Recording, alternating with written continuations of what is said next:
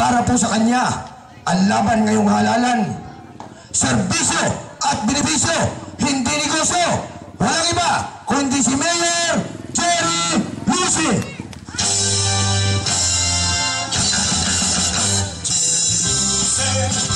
Jerry Luce, kailangan ng ating bayan. Jerry Luce, ayun ang napagpiguran.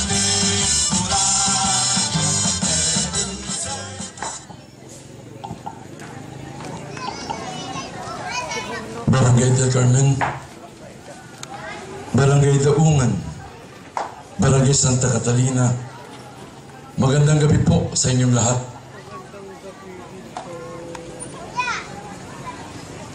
Sa ating mga barangay chairman, Toreño Ramos ng Barangay del Carmen, Jojo Glorioso ng Barangay Santa Catalina at ng Barangay Daungan, Mara Ariate. Muli, magandang gabi po sa inyong lahat. Ganoon din sa ating mga Barangay Tanod, Barangay Kagawad, BSW, Barangay Justice, magandang gabi sa inyong lahat. Tayo ay naririto sa pagtitipong ito para makinig at suriin sa 3 taong panunungkulan kung sakasakaling maluluklok sa kanilang tinatakbuhang posisyon sa ating bayan. Ako po, Gerardo Jerry Luce, pangalawa sa kambal na anak ng yumaong Domingo Pornela Luce at Virginia Parangalan. Lehitimong pagbilawin ng Barangay Castillo, naghahanap buhay sa Maynila. Ako'y nag-ibang bayan na humigit kumulang 40 taon para makakilala ng pwedeng makatutulong sa ating bayan. Na sa aking palagay, ang mamumuno sa ating bayan ay may kakayahang makakuha ng mga taong pwedeng makapagbibigay ng hanap buhay sa ating bayan. Hindi pwedeng nakanganga ang mamamayan. After ng eleksyon, nakanganga ang mga Luce ay may malinis pa sa ating bayan. Hindi mga politikong tao, ngunit nagsipagsilbing tapat sa gobyerno at sa sambayanan. Mga kababayan, ako'y nasa inyong harapan para patunayan na ako'y maninindigan sa laban kong ito. Taliwas sa mga sinasabing ako'y binayaran lamang o pakikitaan ko lamang ang laban kong ito. Akin pong pinasisinungalingan ang lahat ng alegasyong ito. 18 taong nakaraan, ano ang bayan ng Pagbilao? Ano ang kalagayan ng mamamayan? Ang pinakamahalaga, ibalik ang pagtitiwala ng mamamayan at kaayusan ng sambayanan.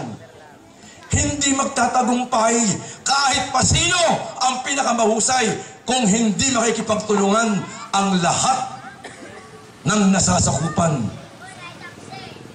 Kung gusto natin magtagumpay ang proyektong panggobyerno, pangturismo, pang-agrikultura, pangkalusugan, pangkalikasan, pangkapayapaan, pampalakasan, kailangan ng pagbabago. Agrikultura, una kong pagtutuunan ay ang sektor ng pangsakahan at pangisdaan. Nasa aking pagkasaliksik at pag-aaral, ito ang makatutulong upang maiangat ang antas ng kabuhayan. Nasa pagsasaka at pangisdaan ang pwedeng makatutugon sa ating nararanasang kawalan ng makakain at hanap buhay. Pantay na pagbibigay serbisyo at pagbabahagi ng gamit pangsakahan at pangisdaan sa lahat na nangangailangan, kalaban man o kapanalig. Ay bakit ang mga magsasaka na hindi pumoto sa kanila ay hindi pagbibilhan ng fertilizer. Ang mga taong hindi pumoto sa kanila, hindi bibigyan ng pantay na pagtulong. Karapatan ng bawat Pilipino, karapatan ng bawat pagbilawin ang pumili kung sino karapat-dapat na uukit sa bayan ng Pagbilao. Ay bakit kapag pag nalamang hindi bumoto, gigipitin? Samantalang nakaupo na, ayaw pagbilhan ng fertilizer. Hindi balik kung libre, magbabayad ang magsasaka. Yan lamang ang may tutulong sa mga magsasaka. Ay bakit pag hindi bumoto sa kanila, walang matatanggap? Tamang ayuda at pagmamalasakit lamang ang kailangan. Magtatagumpay lamang ang lahat ng ito kung ang mamumuno ay bibigyan ng prioridad ang agrikultura. Susubukan ko ang pagpapalaganap at pagbibigay kaalaman tungkol sa organic farming. Bibigyan ng tamang kaalaman ang ating mga kababayan upang magkaroon ng hanap buhay sa pamamagitan ng paggawa ng organic fertilizer. Tuturuan at bibigyan ng kaalaman ang lahat para matutunan ang makabagong pamamaraan ng pagsasaka. Ngayon ko lamang po nalaman kung gaano kahalaga ang agrikultura. Ngayon ko lamang nalaman kung gaano kahalaga ang isang magsasaka. Ngayon ko lamang nalaman na kung hindi dahil sa kanila, wala tayong makakain. Ang agrikultura ay isang bahagi para tumaas ang ekonomiya ng ating bansa. Ang agrikultura ay malaki maitutulong sa ekonomiya ng bayan ng Pagbilao. Palalakasin ang suporta ng pamahalaan sa pagpapadaloy ng tubig sa mga magsasaka sa kanayunan. Ang pangsakahan at pangisdaan ay bahagi ng pagtaas ng ekonomiya ng ating bansa. Turismo. Bigyan pansin ang magagandang tanawin ng ating bayan upang maipagmalaki at maipanukala sa mga lokal na kababayan at mga kaibigan dayuhan na meron po tayong itinatawag magagandang lugar para magkaroon ng hanap buhay ang ating mga kababayan. Pagmasdan po ninyo ang tatlong larawang ito. Yung kuwebang yun ay nandun po sa Bagong Bungan. Itong restaurant ito nasa Barangay Bantigi, kung tawagin Silangang Layon. At kung ito naman, ito po yung Boracay ng Pagbilao kung tawagin ko, ang Lampas Cueva. Magtatagumpay lang ang lahat ng ito kung bibigyan ng malasakit ang turismo. Ay walang pagmamahali. Nawawala ang turismo, sining at kultura. Sugal, meron. Pinagbibigyan ng tuin ay ang sugal. Kaya tuloy, ang mga mamamayan, pag pumunta ka sa kanayunan, nagtutong-it lamang. Walang itinuturong kabupang kabuhayan. Pagmasdan ninyo ang dalawang picture na to. Barangay Daungan, Barangay del Carmen, Barangay Santa Catalina. Pagmasdan ninyo ang dalawang larawang ito. Isang taon ko na pong kinikimkim ang larawang ito. May ebidensya ako, may video ako, at meron akong testigong kagawad na sinasabi, hindi Pagbilao. Yan pong lugar na yaan ay sa Barangay Bagong Bungan. Alam nyo, pag ako'y nasa Maynila, wala naman pa akong iniisip kundi sa kabutihan kung anong magagawa at ipagmamalaki ang bayan ng Pagbilao. Ang sinasabi ko sa mga kaibigan ko, ang Pagbilao, pagkanan, dagat.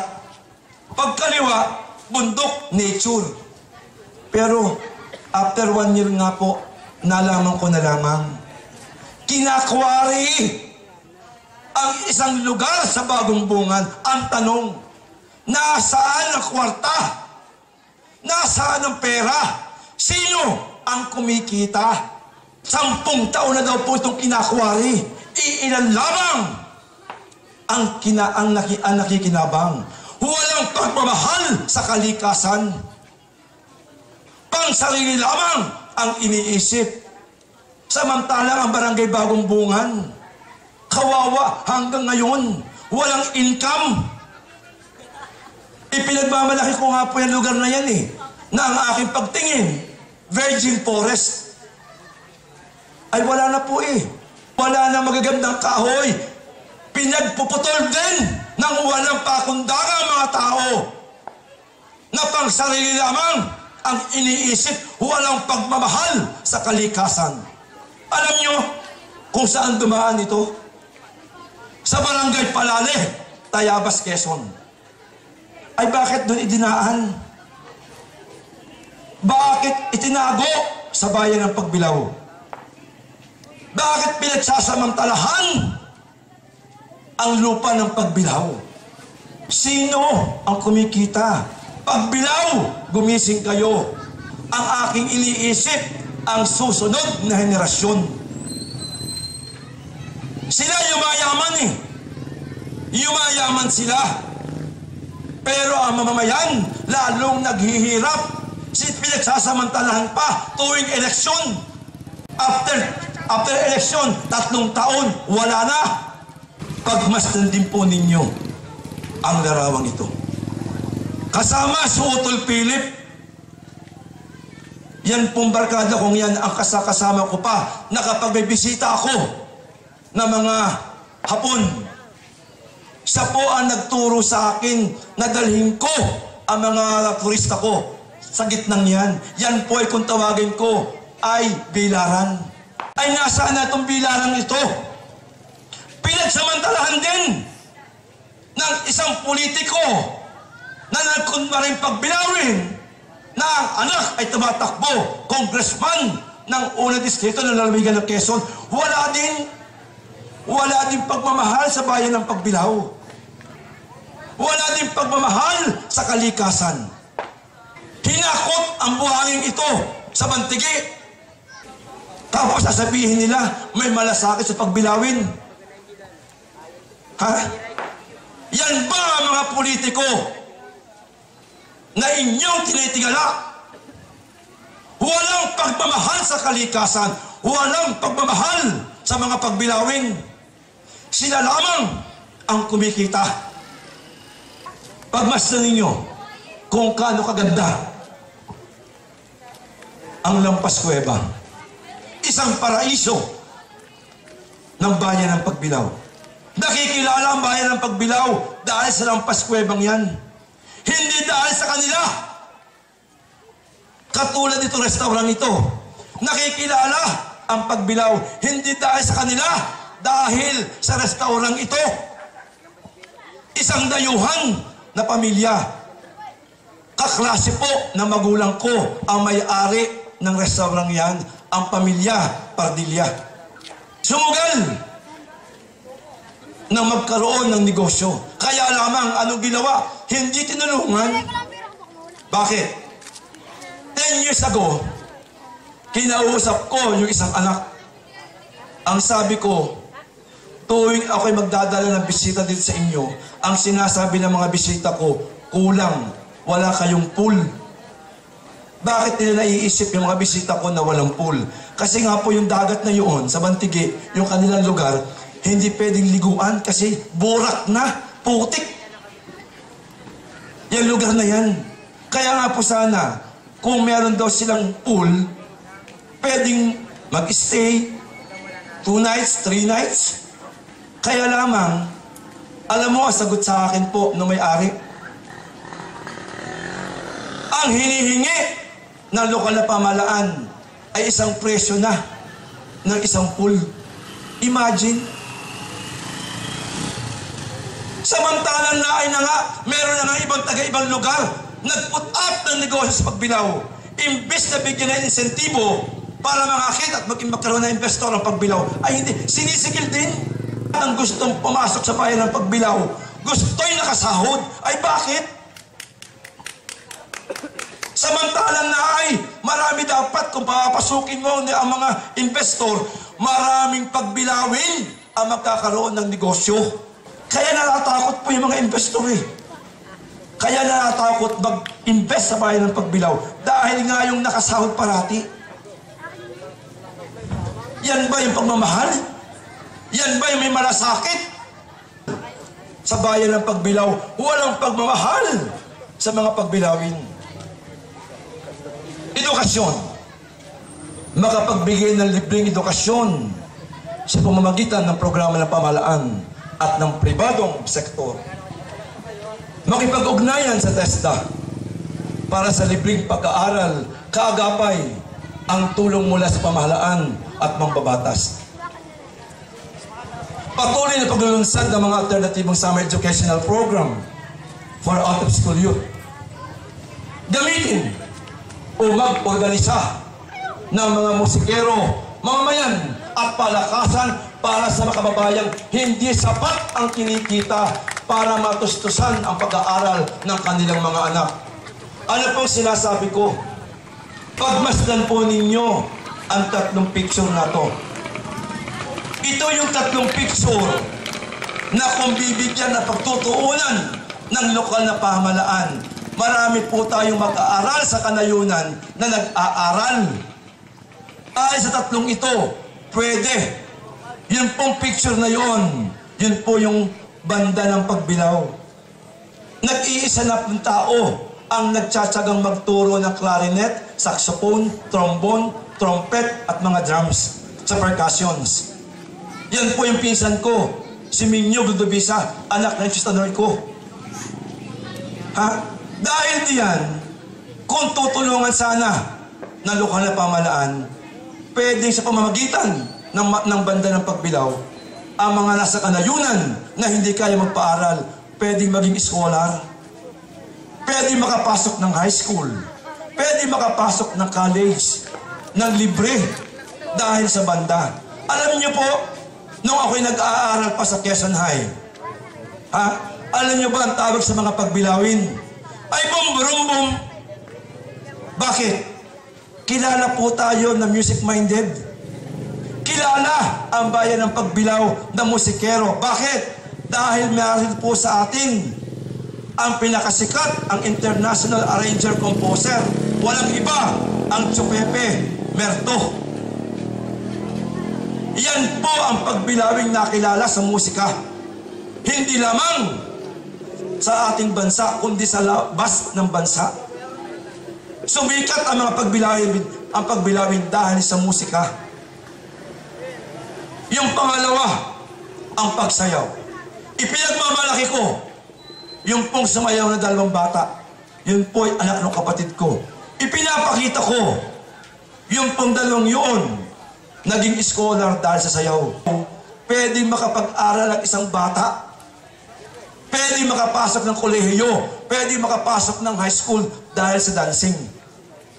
Katulad din ito, ang palakasan. Meron po tayong 2 basketball player. Walang iba nakapag-scholar sa FEU at ngayon ay professional basketball player. Walang iba, Mac Barakael ng Barangay Bantigi. Ganon din. Meron po tayong isang pagbilawin. May player na Lyceum of the Philippines na ngayon po ay NCAA player. Walang iba, si Ayaay ng Barangay Tambak. Dahil sa palakasan, nakapag-aral, nakikilala. Kung gusto mong tulungan ang sining, kultura at musika, mula dapat sa simula pa lamang, inaayudahan na ng lokal na pamahalaan. Pangkabuhayan, maghahanap ng dayuhan at lokal na mamumuhunan para magkaroon ng hanap buhay ang sambayanan. Mga kababayan, alam nyo, pagmasdan nyo ang picture na sa dulo. Yan po yung katunggali ko. Tumatakbo ding mayor, si Arnel Amandi. Katunayan, nakapagdala na po ako ng investor. Ipinakilala ko na sa kanya.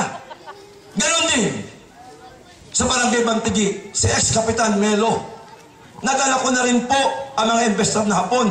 Ipinakita ko na meron tayong isang bayan at meron tayong mga kababayan na pwedeng pagbigyan at lagakan ng trabaho.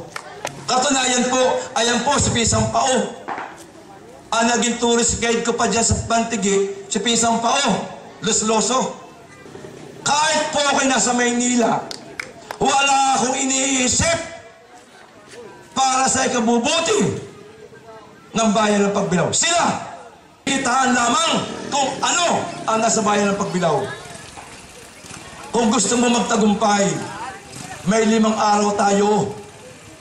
Yung isang araw, pumunta ka ng Maynila, pumunta ka ng Senado, pumunta ka ng Kongreso, ilako mo ang bayan ng Pagbilao. Malay mo, makatalisod ka ng isang investor para magkaroon ng hanap buhay ang inyong mga kababayan. Pangkabuhayan. Magbigay ng insentibo sa mga kababayang nasa ibang bansa para magkaroon tayo ng negosyo kahit ito'y maliit o malaking pagkakakitaan. Pagmasdan po ninyo yung picture na yun. Yun po ay yung dati T.R. Alvarez cover court. Ibinigay na sa lokal na pamahalaan. Na-donate na ng pamilya Alvarez. Anong ginawa ngayon ng pagkasalukuyan ng mumuno? Giniba! Ayan po yung building. Oh, giniba! Nagpatayo. Yung kulay green. Ano po tawag dyan? Ang tawag daw po dyan ay Pangkabuhayan Building. Maganda. Kulay green. May yellow pa. Nung pong kami mag-covenant ng lahat ng mga politiko, first time ko na pumasok dyan sa Pangkabuhayan Building.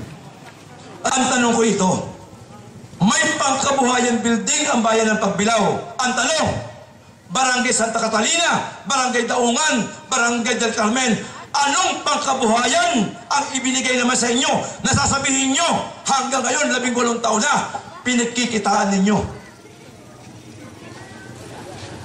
Anong pangkabuhayan na pwede nyo ipagmalaki na galing sa kanila? 3 barangay ang tinatanong ko. Ano ang naibigay na pangkabuhayan sa mamamayan? Ang balita ko nga po dyan puro seminar lamang Ha? Ginagawa sa Pangkabuhayan Building, puro seminar lang. Ha? Niloloko tao. Niloloko mamamayan. Lalo yung mga kababaihan. Napapauto naman. Ha? Patunayan niyo ako ngayon, anong pangkabuhayan ang ibinigay niya sa inyo? Katulad ng award, ipinagmamalaki. Yung award na sa harap ng parke. Okay, congratulations. At may award ang ating mayora. Ang tanong ko ito, nagkaroon siya ng award dahil sa bayan ng Pagbilao, dahil sa mamamayan ng Pagbilao. Ano namang award ang ibinigay mo sa bayan mo at sa mamamayan? Ha? Anong award ang ibinigay mo sa bayan mo at mamamayan? Palakpakan natin, may award Sumikat siya sa buong Pilipinas. Ang tanong ko, ang Pagbilao ba maunlad? Ang mamamayan ba maunlad? Hindi ba na magdamang ka sa ibang bayan? Kung ang bayan mo ay hindi naghihirap.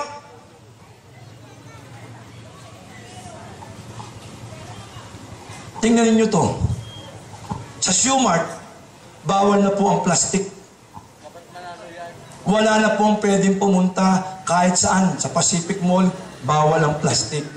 Ay bakit hindi tinuturuan ng mamamayan kahit man lang maglala ng basket para maibenta rin sa mga Pagbilawin? Para tayo, unison ang mga bag. Aba, ang Pagbilao, napunta na Lucena, may bag. At least, Gumagawa ang munisipyo ng pagkakakitaan at pang environmentally makakatulong din sa kalikasan. Ay wala eh. Samantala, napakasimple po nito eh. Bakit hindi tinuturuan ng mamamayan? Ha? Nagpunta po ako ng Silangan. Pagdaan ko diyan sa Padre Burgos, yung pag-ahon lang. Hindi ka pasapit ng Padre Burgos. Sa kaliwa, meron po dyan naglalala. Nakita ko ito. Bumaba ako. Tinignan ko. Alam niyo, sabi sa akin doon, mga bunot ng niyog. Ginagawang lubid. At yan pala ay ginagamit sa repropping ng DPWH sa mga highway. Ay bakit hindi nabigyan ng pansin din? Na lamang? Ha?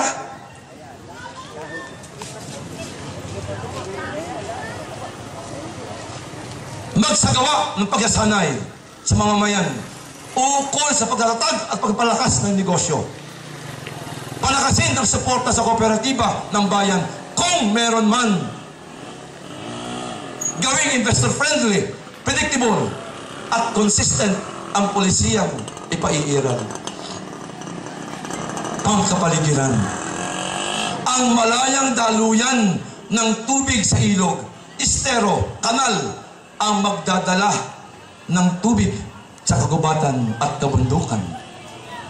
Ang makapipigil sa baha habang pinuputol ang mga kahoy, habang nakakalbo ang kabundukan, habang barado ang estero at kanal, habang may sagabal sa mga ilog, may panganib, may sakuna at trahedyang darating.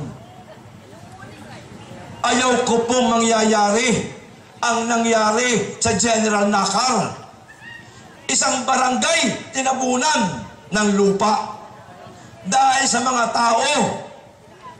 Diyan sa Nakar, Impanta at Real, wala din pakundangan sa pagpuputol ng puno. Nandiyan lahat ang lager. Sa 3 bayang yan. Ha? Alam niyo pa dito sa Pagbilao, meron na pong pwedeng kumuho. Nung pong nagbibigay ako ng water bag sa Binhaan Elementary School, ang sabi sa akin, noong principal ng Binhaan Elementary School, Mr. Luce, baka po pagbalik ninyo, ang elementary school po ay lilipat na doon po sa kabilang side, papuntang Pulo. Sabi ko, bakit naman kayo lilipat? Ay kasi po may pag-aaral daw na yung bundok sa likod ng Binhaan Elementary School ay guguho. Alam niyo kung bakit? Kasi noong 2013 pa, nakita ko po, walang pangkabuhayan ang mga tao dyan kundi mag-uling ng kahoy. Hindi ko masisisi yung mga tao dyan eh. Dahil nga, walang alternatibong ibinibigay na pangkabuhayan sa mga tao. Kaya yung mga tao ay nagpuputol na lang ng kahoy para maibentang uling. Ipinapakiusap ko po sa bayan ng Pagbilao, lalong-lalo na sa 3 barangay na ito. Tayo po'y magtanim ng puno kahit man lamang isa bawat isang taon. Mahalin natin ang susunod na henerasyon. Ang kalusugan ay ingatan, pero mas kinakailangang ingatan ang kalikasan. Nandyan po ang buhay ng susunod na henerasyon. Ulitin ko po, tayo po'y magtanim ng puno para sa kinabukasan ng ating mga anak, ng ating mga apo. Buhayin at suportahan ang programang reforestation ng bayan.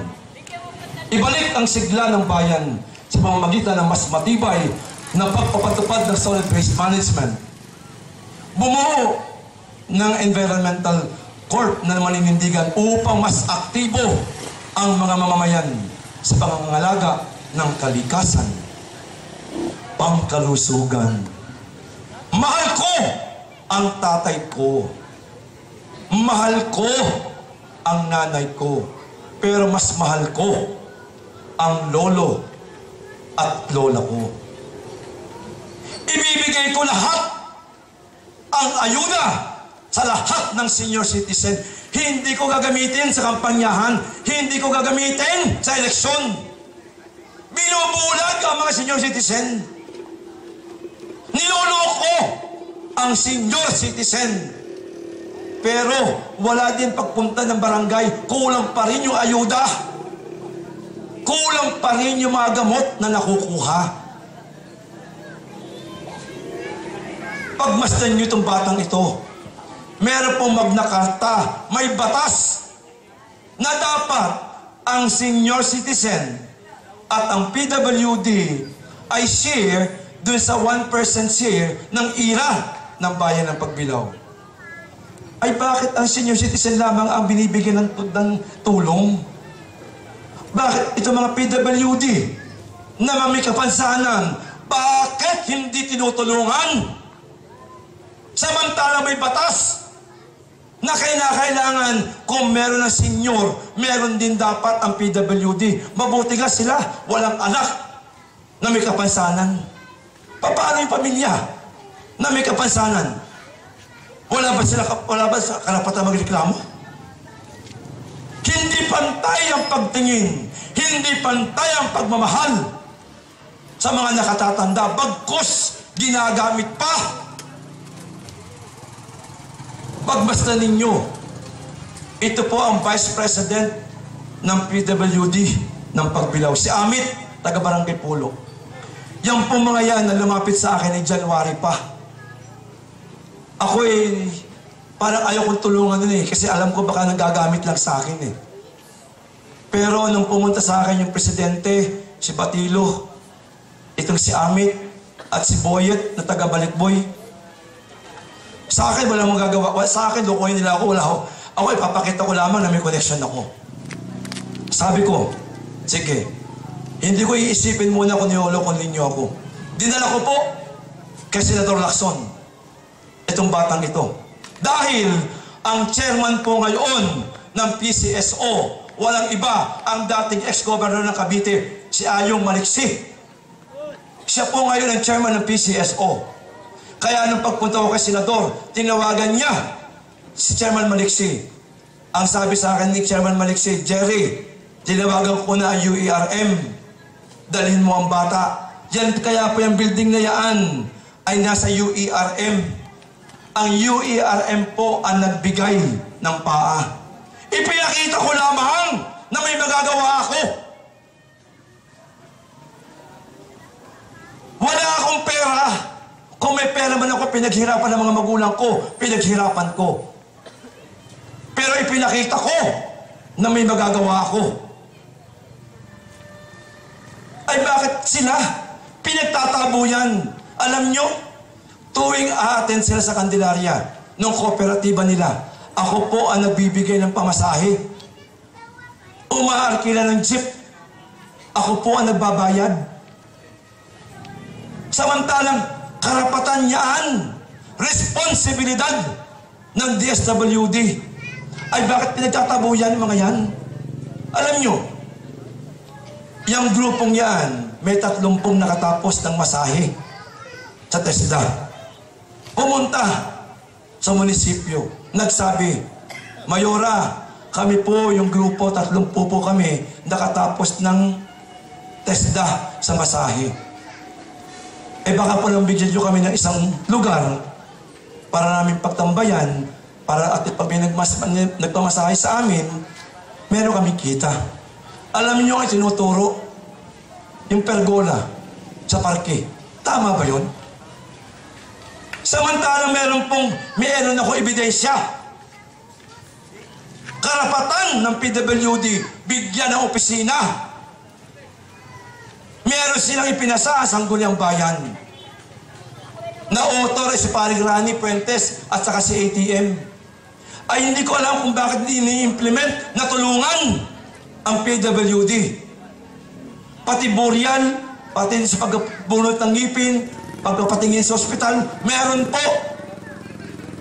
Yun nga lamang yung mga budget na yun, 1 taon nilang gagamitin. Ganon din ang senior citizen. Hindi ko alam kung ang senior citizen nakakakuha na. Kung kayo nakakakuha na, marami pong salamat at meron nakukuha kayong tulong. Pero itong PWD, wala pong nakukuha sa lokal na pamahalaan. Oh, tingnan nyo itong picture na to. Kaya po ako'y galit na galit sa planta eh. Ha? Kaya po ako'y galit na galit sa planta, walang naitutulong para sa kalusugan ng ating mga kababayan. Ako po, after ng 2013 election, ako po ay tumutulong na sa 4 na barangay, Ibaba at Ilayang Pulo at Parsabangon. Dahil yung 4 na yan ang walang tubig, lahat po ng mga pamilya dyan bumibili ng tubig sa rasyon. Yung pong Koreano kong grupo, meron po kasi akong grupo ng mga Korean naman. Nagbigay po, ikinuwento ko, baka gusto yung tulungan. Meron kaming 4 na barangay na hindi kayang bumili yung ibang pamilya ng tubig dahil nga sa walang kita. Nagbigay po kami ng water bag. Nagbigay kami ng water bag po dyan. Ha? Nagbigay kami ng water bag sa Pulo. Nabiyayaan po ay ilan lamang. Kaya lamang, noong magkaroon ng Yolanda, yung dapat allocation para sa pagbilaw, para sa 4 na barangay, lahat po ng tulong from Korea, dindala po ng Tacloban.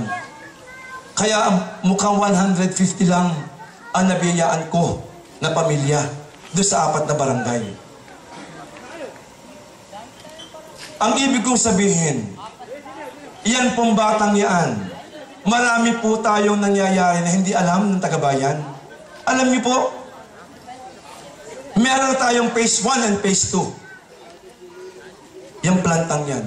Sa phase 1, phase 2 na lang isda na nga, wala na nga mahuli yung ating mga kababayang mangingisda eh. Dinagdagan pa ng phase 3. Alam niyo ba ang balak dyan? Sa plantang yan? Lahat ng Ilaya at Ibaba, lahat magiging coal plant. Bay, wag naman po. Maawa naman kayo. Umuwi na nga yung Vice President ng Amerika para anuhin ang coal plant. Ay bakit naman? May binabalak pa sila yung Ilayang Pulo at Ibabang Pulo ay maging coal plant.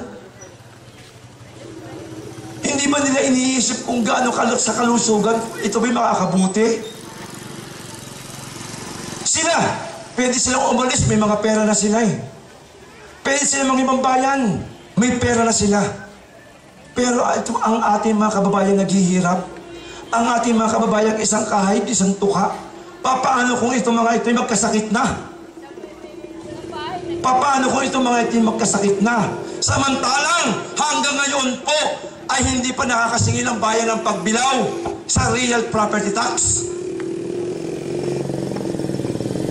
Ha? Malaki po ang utang ng plantang yaan sa bayan ng Pagbilao.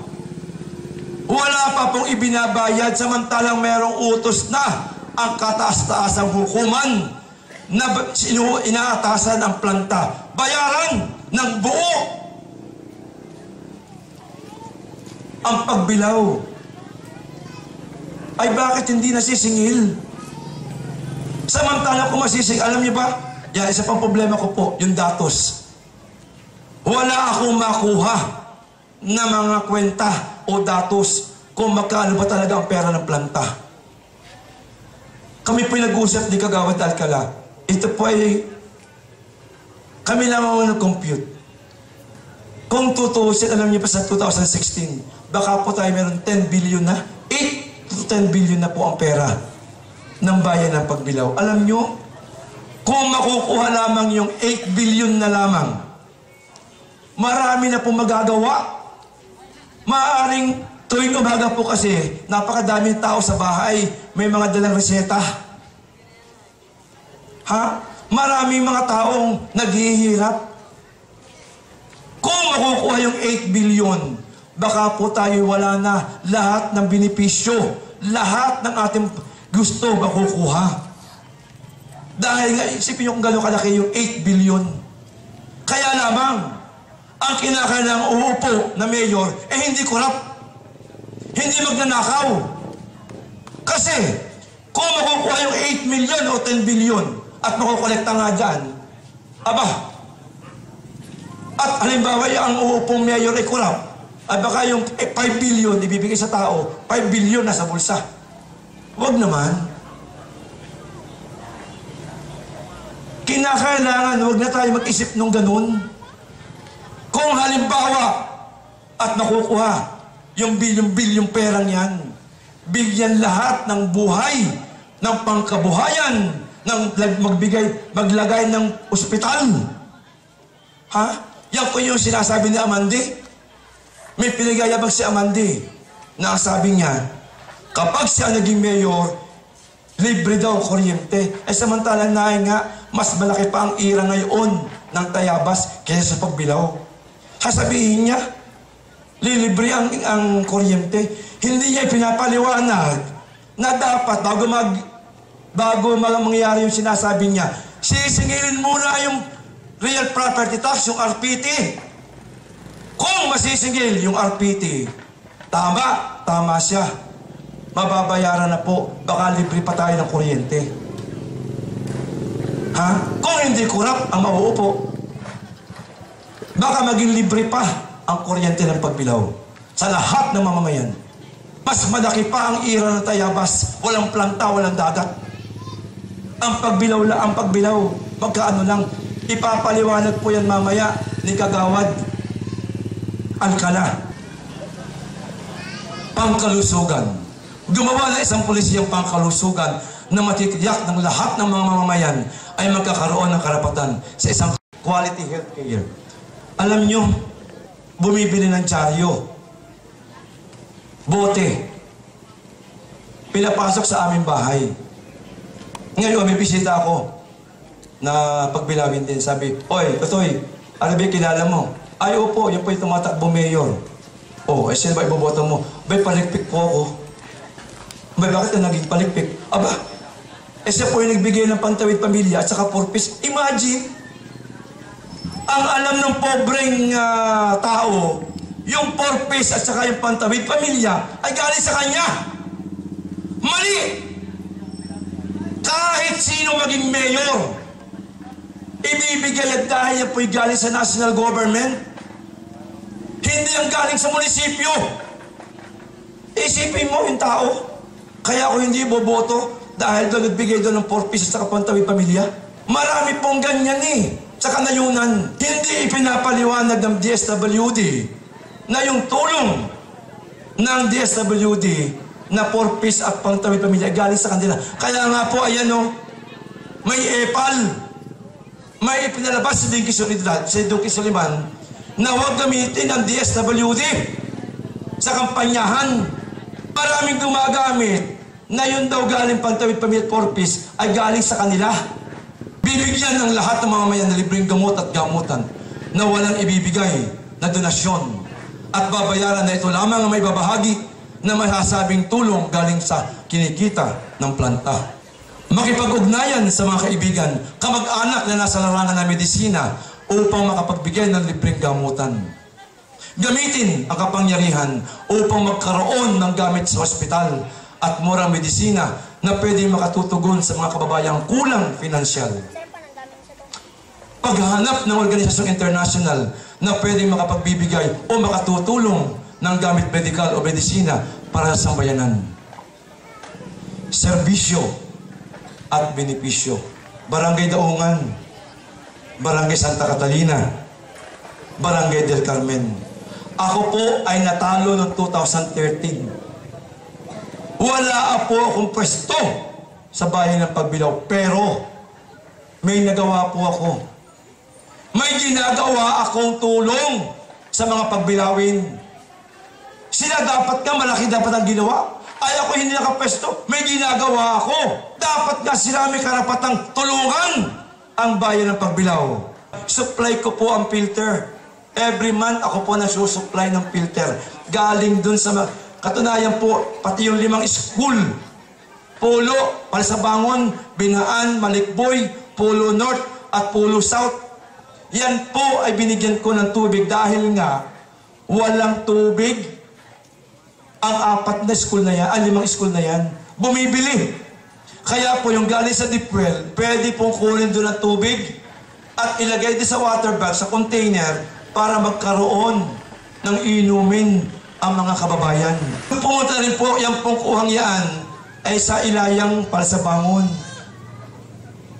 Alam nyo, ayaw ko sana ipakita ito eh. Ha? Kaya lamang, gusto kong malaman ninyo, ako'y hindi nanunungkulan sa bayan ng Pagbilao. May nagagawa po ako kung magiging mayor ako. Ano kami sinusuot, huwag kang magnakaw. Ipapangako ko sa bayan ng Pagbilao, hindi po ako magnanakaw.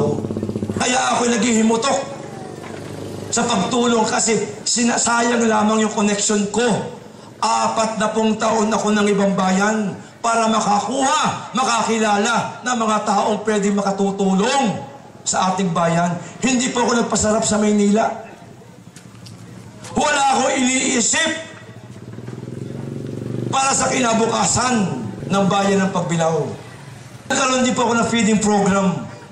Yan po, galing kay Senador Gingona. Meron, yan, alam niyo ba, yan dalawa ko senador, pinag-iisipan pa ako na pinagkikitaan ko daw. Yan dalawang senador. Ito, hinahamon ko kahit sino sa inyo. Puntahan nyo, Senado. Tanungin nyo kung magkano ang ibinigay sa akin. After the 2013 election, nagkaroon po ako ng job fair. Marami pong tanggap na pagbilawin. Ang problema, yung mga nag-apply, walang pangkuha ng NBI, walang pangkuha ng police clearance, walang pang medical. Ay requirement po yan eh. Doon. Pero may nakapasok din po sa Laguna. Doon sa aking job fair na ginawa. Nagkaroon din po ako ng medical mission. Hindi ko po ginamit na ako'y lumapit sa ating provincial hospital. Ang ginamit ko, Americanized Brigade ng Philippine Army. Kaya po lahat ng doktor dyan ay military. Makakagawa ako ng isang bagay kahit hindi ako nakapwesto. Yan po ay sa QNAS. Yan. At yan po naman ay sa Tukalan nung magkaroon ng anniversary. Ang QNAS, ang sabi sa akin ng mga taga-QNAS, Mr. Lucio, mag-donate ka naman ng gamot pampalakasan. Suportahan, palakasin ang sangguniang kabataan sa kanilang proyektong pangkalusugan. Buhayin ang sektor ng palakasan sa lahat ng kategorya para makapagbigay ng libreng pag-aaral sa mga kabataan. Yan po si Makmak Barakael, naging scholar, naging professional basketball player. At ito po naman si Ayaay, nag-aaral pa ngayon, nasa NCAA. Hopefully, papasok din po bilang professional basketball player. Pangkapayapaan, ang tama ay manatiling tama at ang mali ay di pwedeng maging tama. Panatilihing pantay, makatao ang batas na pinaiiral sa bayan. Pagsuporta sa Bantay Bayan, organisasyong sibiko at salapin ng katarungan pambarangay. Pagsuporta sa pagsugpo sa kriminalidad at bawal na gamot. Tayo'y narito sa isang yugtong kailangan natin magkaisa na ang layunin isang tunay at makabuluhang pagbabago. Karapatan natin bilang isang mamamayan na makialam. Sa aking palagay, ito ang hamon sa ating lahat. Ang political na krisis na kinasangkutan natin ay nilikha rin ng sarili nating kahinaan bilang isang mamamayan. Ang kawalan ng konklusyon sa paglaban sa maling daan. Hindi sapat na tayo na may kalahok o kabahagi ng isang kasaysayan. Ang fundamental na hamon sa atin ay kung paano tayo lilikha ng isang bagong kasaysayan laban sa kahirapan. Wala tayong ibang lakas at armas kundi ang ating pagkakapit-bisig. Wala tayong ibang kayamanan kundi ang ating pagkakaisa. Ang kailangan lamang isang matibay na paninindigan sa sarili, kabalikat ng sambayanan. Muli nating may tatambad sa pampolitika entablado ng mamamayan. Ang agenda ng revolusyon para sa tunay at makabulang pagbabago. Ating gawing responsibilidad na lubusin at isulong ang demokratikong revolusyong pangmasa. Isang revolusyon ng masang pagbilawin upang lumikha ng mas magandang bukas laban sa kahirapan. Wala akong sandata, kundi ang katotohanan. Wala akong sandalan, kundi ang batas. Ang inaasahan ko lamang ay isang tulong mula sa sambayanan. Kakaunti lamang ang salapi na maaari kong gamitin sa kampanyang ito. Ngunit, kumakapit ako sa katotohanan. Kasama ng awa ng Diyos, dinidinig ng Diyos ang ating mga panalangin. Siya ang aagapay sa pagpili ng mga angkop na kandidato sa halalang ito. Alam ko, sa dulo ng lahat ng ito, may tagumpay na aabutin. At kung walang sasama sa akin para manindigan, wala na po tayong pag-uusapang ibang bagay para sa ikabubuti ng bayan ng Pagbilao at ng mamamayan. Bilang isang mamamayan, sagrado ang boto nyo. Ang pagbebenta nito ay pagbebenta na rin ang inyong kinabukasan at kinabukasan ng inyong mga anak.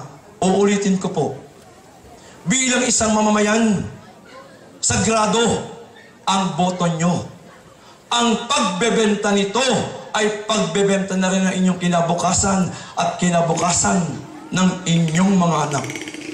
Kailan pa tayo magigising sa katotohanan na itong pagkakataong ito lamang natin may papakita ang lakas at kapangyarihan bilang isang mamamayan. Hindi pwedeng nakaupo lamang. Kung pinagbigyan nyo sila at ipakita ng 18 taong panunungkulan, ang hinihiling ko lamang po sa inyo, isang termino, 3 taon lamang, para maipakita ko na ako man ay may kakayang maglingkod ng tapat sa ating bayan. Huwag nating pabayaan ang pagkakataong ito. God bless Pagbilao.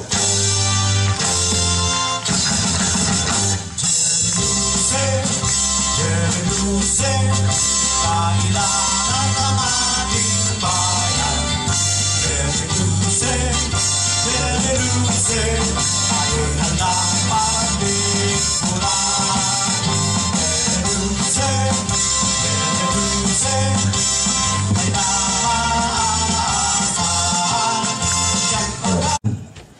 Barangay Santa Catalina, ibinibigay ko po sa inyo ang pagpapasya, pagpili ng mga taong uukit, magbibigay ng buhay at hanap buhay sa bayan ng Pagbilao. Isinaalang-alang ko na lamang po sa inyong mga kamay na ating suriin ang bawat isa kung sino karapat dapat mumuno. Marami pong problema ang bayan ng Pagbilao. Ibinibigay ko na lamang po sa inyong mga kamay. Mayo 9, tayo pa'y pumunta ng ating mga presinto mula lamang po alas 6 ng umaga hanggang alas 5 ng hapon. Hanggang alas 5 po, wala na extension. At sana, magkita-kita po tayo. At kung sakasakali na hindi ako manalo, maraming salamat din po sa pagtitiwala ng isang buong mahigit na pangangampanya. Muli, maraming salamat po sa lahat ng mga taong nagtiis at nakinig sa bawat isa sa amin na nagsalita. Kayo na po ang sana pinagbasihan nyo kung yung mga sinasabi namin ay may halong kabulaanan. Ito lamang po ang panahon para mailabas namin kung ano ang aming nalalaman para sa bayan. Magandang gabi po at mabuhay tayong lahat.